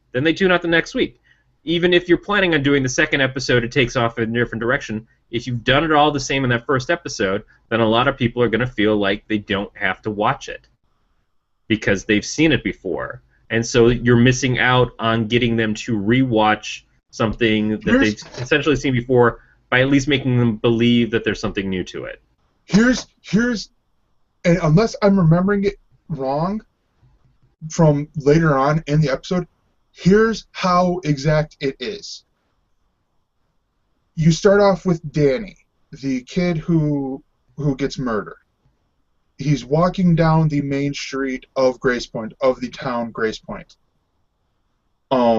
He goes to the cliff, and he's standing there. You see the shot of the hand, like this sideways, and like liquid, like it's assuming that its blood drips down, and all from behind, and then like it's like a jib shot goes up of him, and then like to insinuate that he falls off like falling off the cliff, like it's suicide. And then we follow Anna Gunn's character as she's doing all of her stuff like of that day, going into the office, to where she's. It's the same opening. I get it. It's the same opening. So I mean, and that's what I'm saying is if you're going to redo the show and it's basically a shot-for-shot redo, fine, But if you're planning on changing it up for people who've watched it very recently on the BBC channels or the BBC America channels, and you're saying, hey, you might want to come watch this version too, then you've got to make those changes in the first episode as well as the later episodes, because the people who watched the first episode are just going to think, oh, they just redid it shot for shot. I don't need to watch it again. I prefer the British version. I'm stuck up. Boom. And they drop the remote and walk out of the room and get some Cheetos. So that's the problem. And if that's not what their plan is, if they're going to make alterations on it for the rest of the season, good luck watching it, man. But and this is honestly what I'm hoping for is like that they do. I hope I'm wrong. I hope they're like that.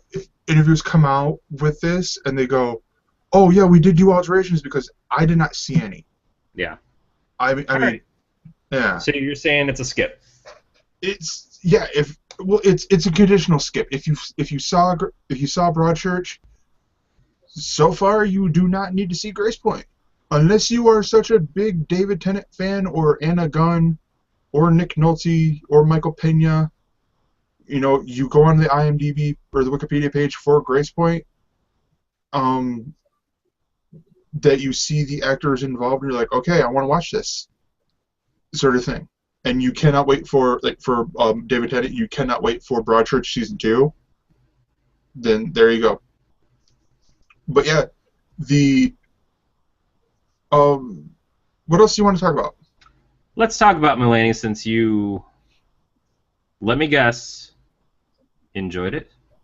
Well, I liked it because it was I liked the take that they did on it, actually, where they did it was based on the fact that they cut in some of the stuff that was him warming up the crowd.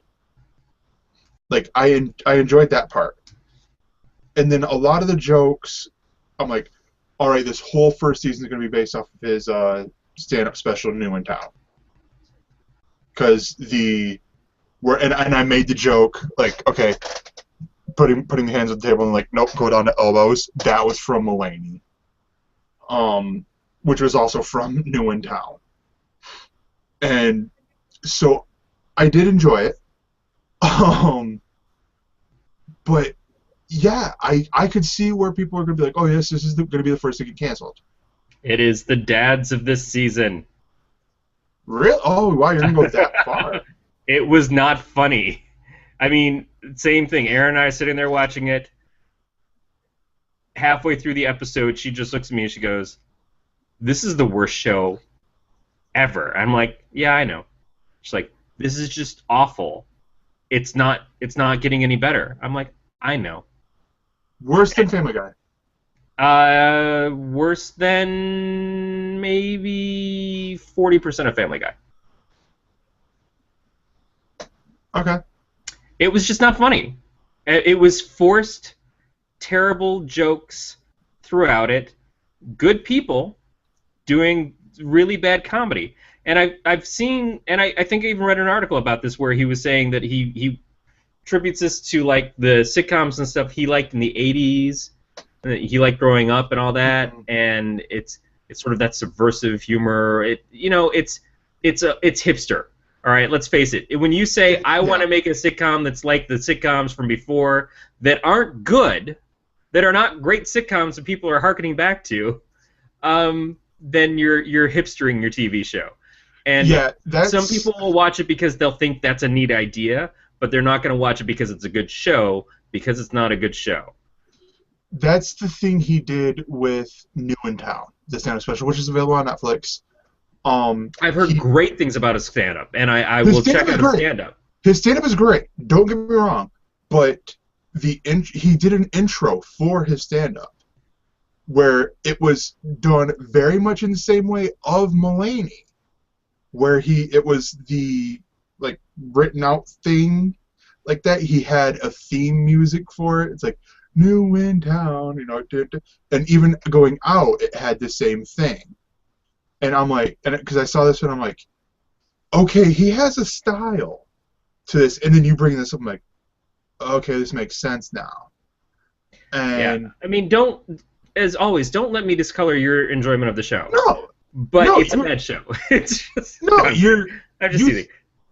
Look, you mentioning this interview, I'm like, this makes more sense because it was like this 80s thing, and I'm like, I thought I was watching a stand-up special for New in Town, like not some like what am I watching now? Because even the Netflix thing was like, oh, it's a stand-up special, and then I'm like going, and it was a prolong, like a really like 30, like I think a minute long thing almost. The stand-up thing was actually somewhat funny. That's the thing. But the show was really bad, and the same kind of here's annoying characters. The guy who comes in just strictly to annoy them, just strictly because he's an annoying character. It's like, come on, we don't need that. We don't need the Urkel of the new show. We don't want it. It's not funny. It doesn't bring anything, and the jokes were just really stale, terrible, sitcom-y jokes. This is akin to those comedies from TGIF and stuff that are just bad. The characters were all very hammy. There was no surprise to it at all. It was just, I've seen the show too many times, and I've tuned out of the show too many times. So I don't think it's going to do well. I think pretty quickly we'll wind up shifting things around, and Bob's Burgers will wind up out of that 7:30 time slot and back into the primetime hours again. Because I don't see it lasting. But don't begrudge the guy. No, yeah, he was great, and I mean, I saw during Brooklyn Nine-Nine, they were doing promos, and Nasim Pedrad, who all throughout the whole show, her character seemed like she was yelling. Yeah. It's like, and I'm like, on SNL, she never seemed like she was yelling.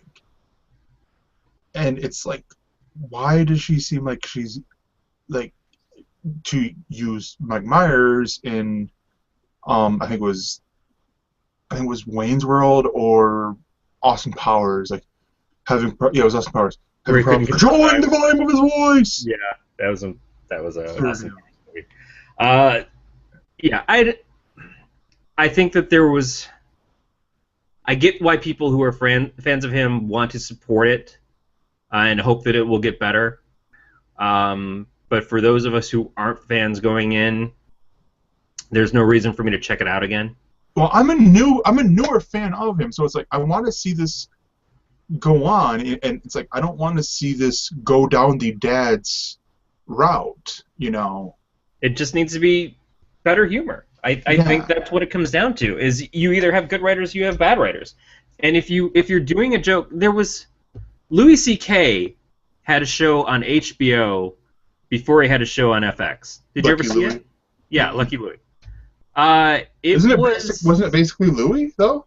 No, I mean it was more like a fake sitcom where it was Louis C.K. in a fake sitcom kind of thing, but it had that fakeness with the subversive, darker humor underneath it. So it was like they were in an episode of not Facts of Life, probably What's Happening, or no, what was the one with J.J. Walker? I can't even remember the name of that now. Good Times. It was probably closer to a Good Times because it still had that sort of tenement feel. It had Jim Norton in it. It was weird. It was very strange. But because of the darkness underneath it, that tone gave it something else. And the fact that it was made for HBO meant you knew that it could go a little bit off the rails. If this was that, I could maybe give it a shot. But this was just, we're going to make something that's like an 80s sitcom that is so much like it that it doesn't add anything to it. It's just the same thing. And that was my problem, is I wanted to see something deeper. I wanted to get something more out of it. I wanted it to be funny because he seems like he's funny. Nassim Pedrad is very funny. Martin Short can be very funny. Elliot Gould can be very funny. You know, there's some masters involved in this. But it just didn't do it. Yeah, Martin Short they barely used in this pilot. You know, he came in to ham it up, but he was the big name to add to it. Elliot Gould they barely used in this, and yeah. I don't know why it was there, other than the fact that it's cool to see Elliot Gould on TV once in a while. Mm-hmm. But yeah, I think we will end with X-Men Days of Future Past. This was the one that I teased, the movie that I teased. And yeah, this was a great movie. I really enjoyed this movie.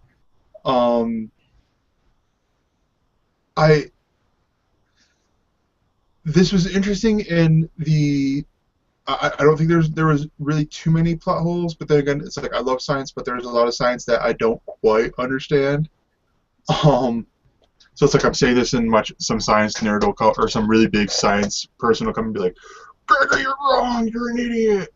But no, yeah, and especially like reading the Days of Future Past, I do see where it's like I could see someone super cutting in the first X-Men and possibly trying to make the comic book version and stuff.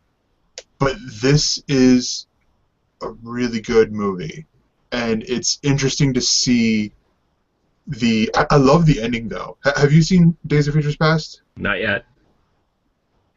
The end almost screams Wolverine and the X-Men to me. Like that's what I saw with the end, where it's like, hey, yeah, hooray! Spoiler, hooray, we did it! And which I knew they were doing it because it's like, oh, we're talking about doing X-Men Apocalypse, and then it's like he wakes up in the school and stuff, and they're walking around. I'm like, wait, Wolverine and the X-Men? This is awesome! Like I was just sort of waiting for like everyone to come around. Like he opened the door and shut it, and it said Headmaster or something. Like that had just been like a cool little Easter egg. But no, and it was like a great movie. The action stuff was good. This is where I don't think they really truly retconned all of Origins out of there. Just basically the from just the Weapon X stuff on, like just the Wolverine, you know, him getting the adamantium claws, and that was it. And yeah, Beatmaster nails it. James McAvoy and Michael Fassbender are so good together. Like all the stuff that they were doing was like phenomenal. I love seeing this. The work that they did with using, and I hope they used actual foot cameras of the time in the 60s or 70s, with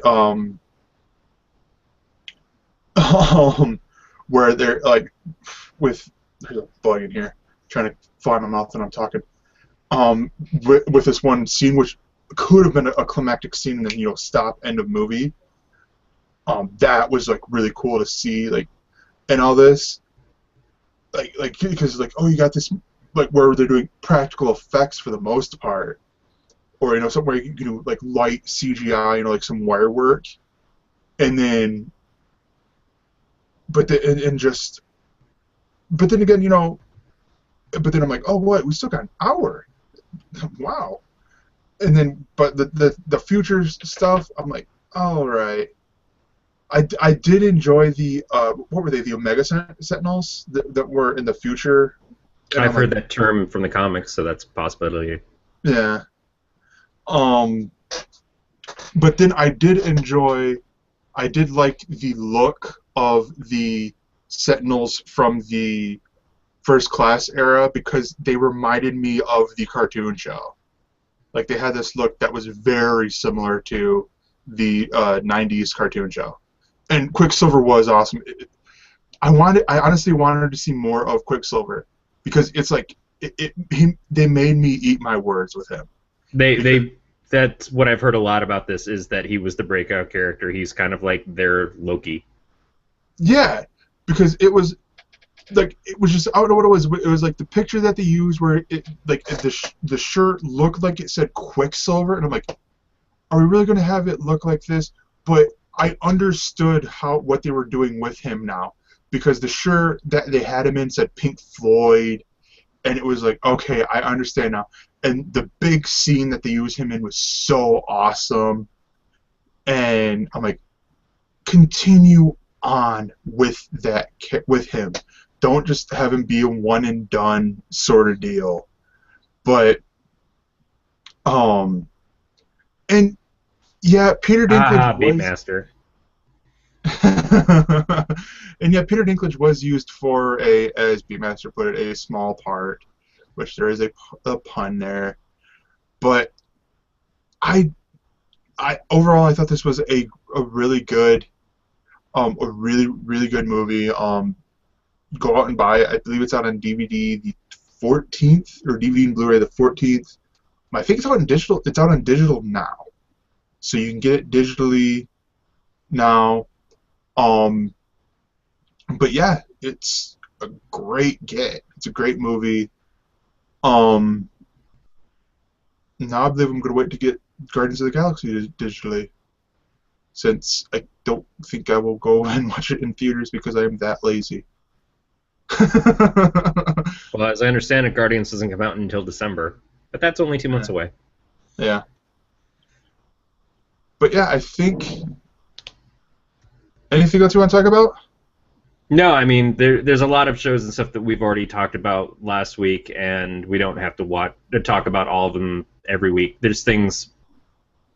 The second episode of Gotham I definitely had some issues with, but I'm still watching it, so I'm going to give it a little while before I start judging it harshly. Agents of S.H.I.E.L.D., the second episode, I'll just say that I am still pretty happy with the direction of the show so far. Yeah. So it's still a matter of, we'll see how things go. I don't know, Yeah. Was there much in the way of new shows this week other than Walking Dead that we're going to obviously focus on next week? Flash, Arrow. Flash, which we kind of seen Flash. Yeah, we saw Flash. We talked about it before, but it's been so long that I probably will just watch it again. Yeah. And Arrow starting will be great to talk about. Yes. I do know that there's the comic book show when it comes back, when it makes its triumphant return, there'll be a lot to talk about. Yeah, we'll try to work out a schedule so that we don't take 4 weeks off from the comic show. We'll try to make something happen. a little bit sooner than that, because obviously I've got comic stuff to talk about too. But yeah, so and I went way too far. I'm like, where's the outro? Oh wait, there's nothing. But yeah, so to find out more about our goings on, you can follow us on Twitter at ElseNerds, and to make sure you can join our Facebook group at the what's the bit.ly link? bit.ly/ElseNerds. bit.ly/ElseNerds, and you could join us back here. You can find us here at the YouTube channel at elsenerds.com. And we record What Else Is On every Monday night at 9:30 p.m. Eastern, 6:30 p.m. Western. For some reason, when I wanted to say Western, I'm like, yippee-ki-yay! Yeah! And you can join us next Monday for the next recording of What Else Is On. And this has been a Don't Tell Glenn production. We will see you next week. Take care, everybody.